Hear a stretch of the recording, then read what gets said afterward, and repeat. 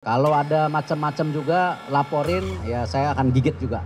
Saya tidak mau ya dengan intrik-intrik sebelumnya di mana ada aset PSSI dikelola pribadi. Nggak boleh. Wah geng, ada kabar mengejutkan datang dari PSSI menjelang Timnas Indonesia dijamu oleh Arab Saudi pada babak kualifikasi Piala Dunia 2026. Mengutip dari surat kabar suara.com, otorita tertinggi sepak bola Indonesia atau PSSI mendadak memecat puluhan karyawan, termasuklah Head of Media PSSI Eko Rahmawanto yang ikut menjadi pegawai yang di-PHK. Divisi Media PSSI memiliki tugas dan peranan mengakomodasi semua hal yang berhubungan dengan media, terutama terkait peliputan berbagai agenda federasi, termasuklah Timnas. Tak hanya Eko Rahmawanto, bahkan semua anggota divisi media dan teknik PSSI kabarnya juga dipecat. Sedangkan menurut Ketua Umum PSSI, Erick Thohir mengatakan, jika hal tersebut dilakukan sebagai bentuk bersih-bersih, serta menjalankan amanah dari masyarakat Indonesia dan berkomitmen untuk melakukan pembangunan sepak bola yang bersih dan berprestasi. Erick pun menegaskan jika langkah yang dilakukan tersebut bukan sebagai bentuk arogansi. Sosok yang juga menjabat sebagai Menteri BUMN itu menyebut jika PSSI telah mendatangkan perusahaan SDM untuk melakukan asesmen atau pengumpulan data. Dirinya mengaku tidak ingin ada oknum yang mendulang untuk kepentingan pribadi di PSSI. Menurutnya, jeripayah membangun timnas, kemudian liga yang ada di Indonesia, kini saatnya untuk memperbaiki jantung sepak bola itu sendiri, yaitu PSSI. Dia juga menghimbau kepada seluruh masyarakat sepak bola dan seluruh stakeholder sepak bola untuk berubah ke arah yang lebih baik. Bersih-bersih karyawan di PSSI. Waktu saya terpilih menjadi ketua umum waktu itu, ya, saya ingat sekali, langsung saya sampaikan, saya ingin, ya, karena ini amanah dari masyarakat Indonesia, ya, dan juga dari stakeholder sepak bola. Saya bilang saya punya komitmen sebagai ketua, ya, melakukan pembangunan sepak bola yang bersih dan berprestasi. Alhamdulillah ketika di tahun pertama kita fokus mengenai sama bersih-bersih tim nasional, kita rubah pola pikirnya, kita perbaikin, hasilnya baik. Sama di tahun berikutnya kita juga bersih-bersih liga, ya, Liga 1 kita udah bersih-bersih. Tidak ada lagi match fixing, kalau ada ya kita gigit, udah pasti. Sampai tadi saya sampaikan juga Liga 2, kalau ada macam-macam juga laporin, ya saya akan gigit juga, ya.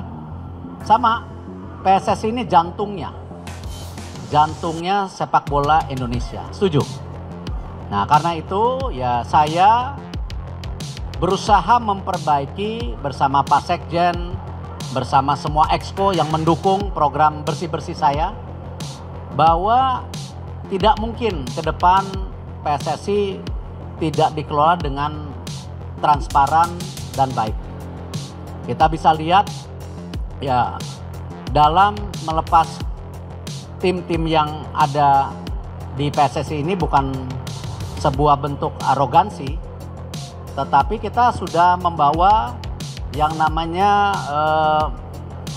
perusahaan HR yang terkenal namanya untuk melakukan assessment menginterview satu-satu, ya, satu-satu loh diinterview. Dan Pak Sekjen sendiri sudah bertemu seluruh pegawai. Mulai besok saya juga akan bertemu berkelompok. Ada badan tim nasional, ada keuangan dan macam-macam. Karena kembali saya tidak mau ya dengan intrik-intrik sebelumnya di mana ada aset PSSI dikelola pribadi. Nggak boleh. Ada, mohon maaf, kegiatan-kegiatan itu ada cashback. Ya, saya dalam melakukan audit menemukan hal-hal itu. Nah, jadi saya mohon beri kesempatan saya melakukan perbaikan untuk sepak bola secara menyeluruh. Tim nasional sudah, liga sudah, sekarang jantungnya PSSI, dan saya yakini ini ke arah lebih baik karena seluruh masyarakat sepak bola, seluruh stakeholder sepak bola ingin tadi sama ketika memberikan amanah kepada saya, ingin sepak bolanya ini bersih dan berprestasi. Lantas, apa yang sebenarnya terjadi sehingga memecat karyawan yang di bidang teknik dan media mencapai 43 orang? Menurut anggota Komite Eksekutif atau EXO PSSI, Arya Sinulinga, dia menjelaskan bahwa PSSI sedang melakukan transformasi besar dalam sepak bola Indonesia. Transformasi ini tidak hanya dilakukan di luar, tetapi juga mencangkup perubahan dalam organisasi PSSI itu sendiri, termasuk meminta konsultan untuk memberikan panduan tentang bagaimana PSSI harus bergerak ke depan. Mereka juga telah menetapkan kriteria-kriteria yang diperlukan untuk kesiapan organisasi ini menuju Indonesia Emas 2045. Perubahan ini dilakukan dengan menetapkan kriteria untuk setiap bagian organisasi dan kebutuhan yang diperlukan. Berdasarkan data tersebut, PSSI melakukan evaluasi dan mengambil langkah-langkah termasuklah pemutusan hubungan kerja untuk mencapai tujuan transformasi.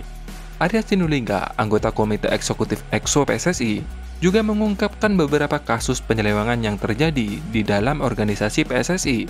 Salah satu contohnya, yaitu kasus seorang karyawan yang bertanggung jawab atas dokumentasi digital.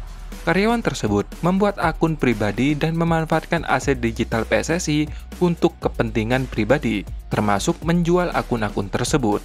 Selain itu, foto-foto milik PSSI juga digunakan oleh media lain, tanpa memberikan kredit kepada PSSI, melainkan kepada individu tersebut.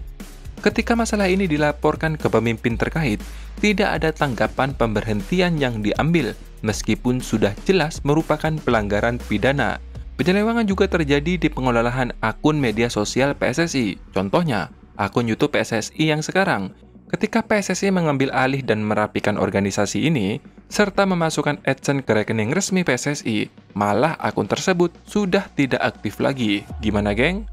Dulu banyak sekali kegiatan yang menghasilkan AdSense di akun kanal YouTube tersebut, tetapi setelah diambil alih oleh PSSI, sekarang mereka sudah tidak mau mengurusnya lagi.